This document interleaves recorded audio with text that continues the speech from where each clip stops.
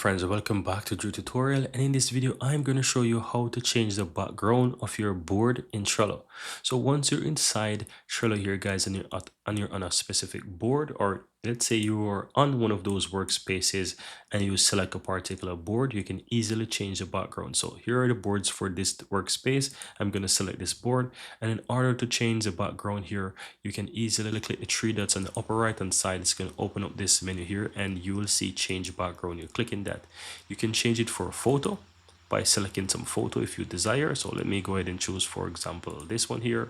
It's going to go ahead and change the background for me, as you can see it. Let me select another one so you can see as well, and it's going to change. And you can even use pictures, and you can even use solid colors as well. And you can see that those photos are actually coming from Unsplash. So it's really up to you what you want to use. You can search for something. Yeah, it's really up to you.